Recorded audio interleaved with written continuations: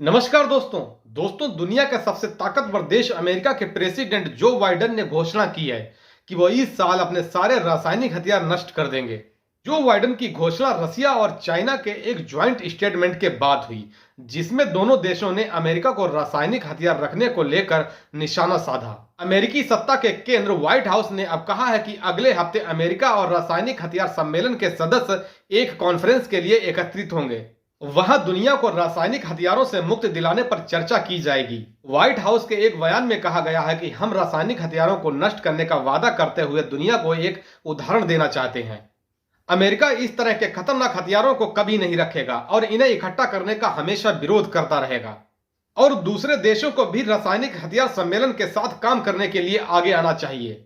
America के विरोधी गुट वाले देशों रसिया और चाइना ने पिछले महीने एक ज्वाइंट स्टेटमेंट जारी कर अमेरिका पर खतरनाक हथियार इकट्ठा करने का आरोप लगाया था।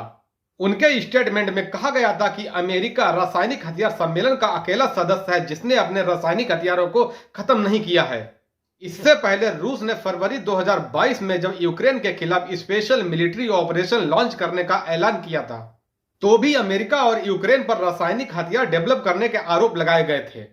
रूसी एजेंसियों ने कहा था कि अमेरिका यूक्रेन में बायोलॉजिकल वेपन्स यानी जैविक हथियार तैयार करवा रहा था। अमेरिका ने तब यूक्रेन में बायोलॉजिकल लैब की बात तो मानी थी, हालांकि इस बात से साफ इनकार कर दिया था कि वहां बायोलॉजिकल वेपन्स बनाए जा रहे थे। इधर चाइना ने रासायनिक हथियार बनाने के आरोपों का खंडन किया है। चीन का कहना है कि उसने कभी भी ऐसे हथियार नहीं बनाए। हालांकि उसके पास वर्ल्ड वॉर सेकेंड के दौरान जापान ने चीन में रासायनिक हथियारों का एक बड़ा जखीरा छोड़ा था, जिन्हें अब नष्ट करने की बात कही जा रही है।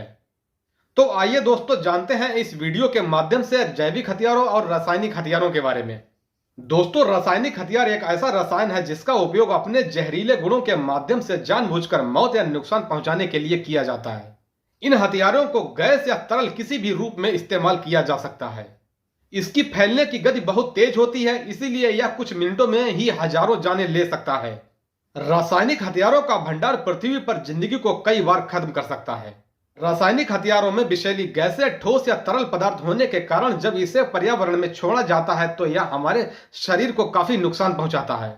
जैसे कि पीड़ित की आंखों में लगातार पानी आना शुरू हो जाता है, नाक से भी पानी बहता है, दम घुटने लगता है और सांस लेने में दिक्कत होती है। इन्हीं कारणों से पीड़ित की जल्दी मौत हो जाती है। लेकिन ये हथियार किसी भी ढांचे को नष्ट नहीं कर सकते हैं। दोस्तों, अब बात करते हैं जैविक हथियार बायोलॉजिकल वेपन्स की। जब बैक्टीरिया, वायरस और फफूंद जैसे संक्रमणकारी तत्वों का इस्तेमाल जानबूझकर इंसानों को संक्रमित करने के लिए किया जाता है तो इसे जैविक हथियार कहते हैं। इनका प्रयोग करके किसी भी ढांचे को नहीं, इंसान को नुकसान पहुंचाया जाता है। हालांकि इनमें सबसे ज्यादा प्रयोग वायरस का होता है। जैविक हथियार बहुत कम समय में बड़े क्षेत्रों में तबाही मचा सकते हैं। जैविक हथियार लोगों में ऐसी बीमारियां पैदा कर देते हैं जिससे वो मरने लगते हैं या अपंग हो जाते हैं या फिर वो मनोरोगी हो जाते हैं।